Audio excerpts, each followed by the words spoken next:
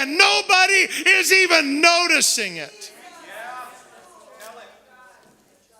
God's prophetic timepiece, Israel, is ticking. The end times are upon us. The last days are upon us. Jesus is coming. The rapture will happen, and you've got to be ready. What a criminal act it would be to have a pastor that never talks about eternal things and only tells you how to manage your money and handle your kids and build up a nice life. What a tragedy and a travesty that would be, to waste your time having a nice life here for a few decades and then miss the point of the Christian church. The point is, Jesus is coming and heaven is for eternity.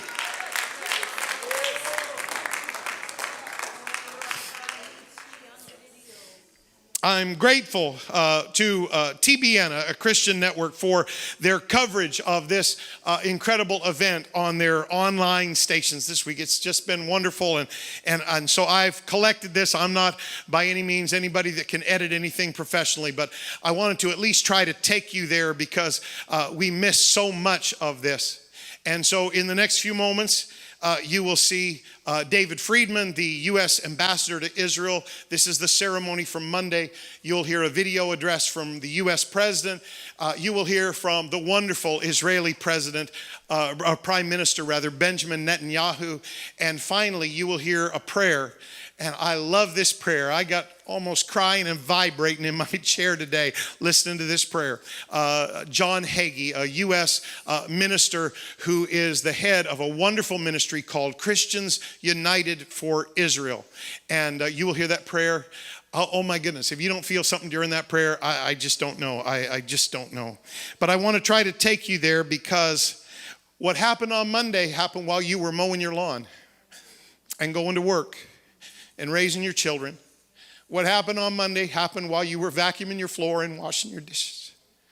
What happened on Monday is a sign of the end times. And I know we're living in a crippled Christian world.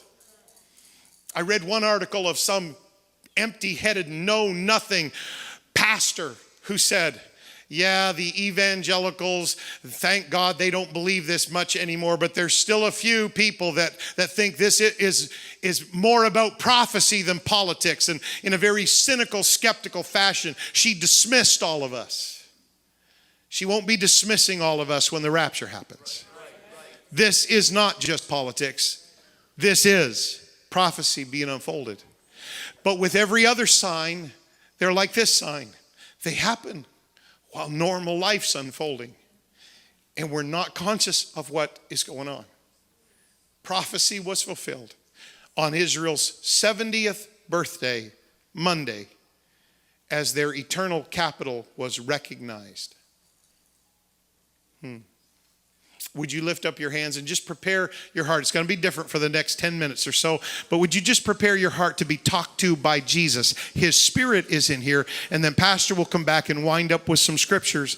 We're not going to be a long time tonight, but God is going to speak very definitely and very directly tonight. So would you lift up your hands and then somehow, with whatever you got, just get your voice in the air and pray a little bit. Jesus wants to talk to you, not just us. He wants to talk to you. If you're watching online, he doesn't want to just talk to the people in this room. He wants to talk to you. I love you, Jesus, and I ask that your Spirit would just move and touch and talk and convict right now. In Jesus' name, I pray it. In Jesus' name, I pray it. In Jesus' name, I pray it.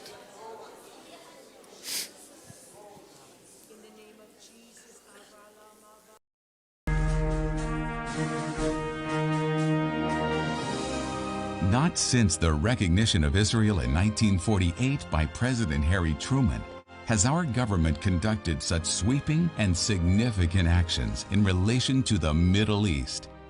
In the Bible, God says He will bless those who bless Israel.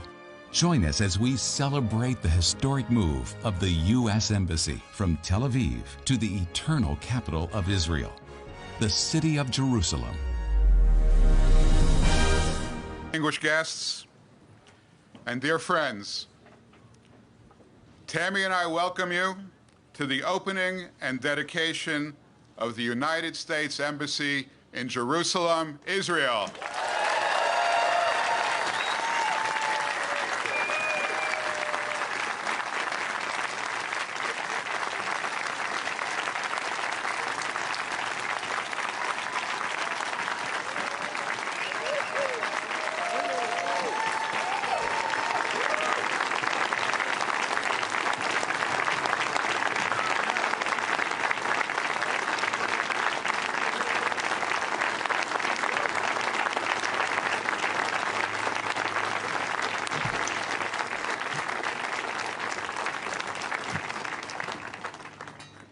On this exact day, 70 years ago, at almost this exact time, David Ben-Gurion declared Israel's independence. Just 11 minutes later, President Harry Truman caused the United States to be the very first nation to recognize the reborn state of Israel. He later regretted that he waited so long. 70 years since that memorable event, almost to the minute, the United States finally takes the next step, a step awaited, voted upon, litigated, and prayed for all these years. Today, we opened the United States Embassy in Jerusalem, Israel. Exactly 70 years ago, the United States, under President Harry Truman, became the first nation to recognize the State of Israel. Today, we officially opened the United States Embassy in Jerusalem. Congratulations. It's been a long time coming. Almost immediately after declaring statehood in 1948, Israel designated the city of Jerusalem as its capital. The capital the Jewish people established in ancient times. So important. Today, Jerusalem is the seat of Israel's government. It is the home of the Israeli legislature and the Israeli Supreme Court and Israel's prime minister and president. Israel is a sovereign nation with the right, like every other sovereign nation, to determine its own capital. Yet for many years, we failed to acknowledge the obvious, the plain reality that Israel's capital is Jerusalem. On December 6, 2017, at my direction, the United States finally and officially recognized Jerusalem as the true capital of Israel. Today, we follow through on this recognition and open our embassy in the historic and sacred land of Jerusalem. And we're opening it many, many years ahead of schedule. As I said in December, our greatest hope is for peace. The United States remains fully committed to facilitating a lasting peace agreement, and we continue to support the status quo at Jerusalem's holy sites, including at the Temple Mount, also known as Haram al-Sharif. This city and its entire nation is a testament to the unbreakable spirit of the Jewish people. The United States will always be a great friend of Israel and a partner in the cause of freedom and peace.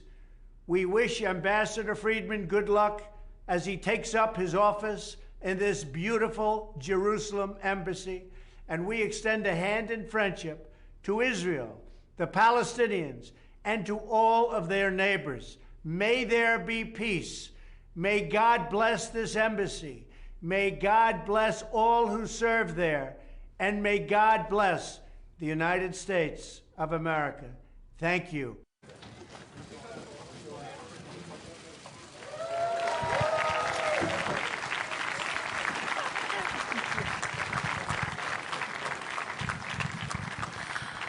On behalf of the 45th President of the United States of America, we welcome you officially and for the first time to the Embassy of the United States here in Jerusalem, the capital of Israel. Thank you. Dear friends, what a glorious day. Remember this moment.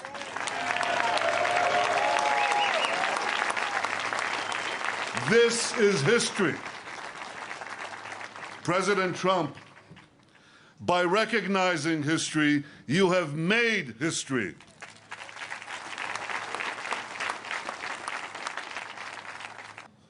In Jerusalem, Abram passed the greatest test of faith and the right to be the father of our nation. In Jerusalem, King David established our capital 3,000 years ago. In Jerusalem, King Solomon built our temple, which stood for many centuries. In Jerusalem, Jewish exiles from Babylon rebuilt the temple, which stood for many more centuries. In Jerusalem, the Maccabees rededicated that temple and restored Jewish sovereignty in this land. And it was here in Jerusalem, some 2,000 years later, that the soldiers of Israel spoke three immortal words: Har Habayit Be'adenu, the Temple Mount is in our hands. Words that lifted the spirit of the entire nation. We are in Jerusalem and we are here to stay.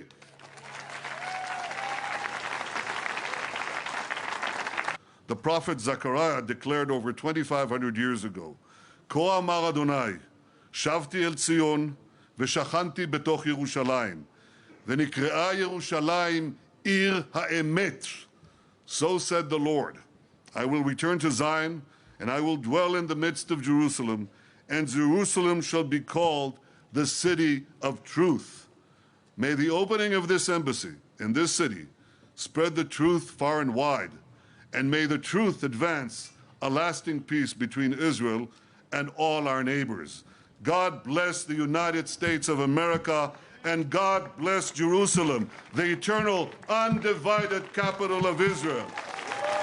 Baruch atah Adonai, Eloheinu melech haolam, shehecheyanu v'kimanu v'egianu lazman hazeh. Thank you very much.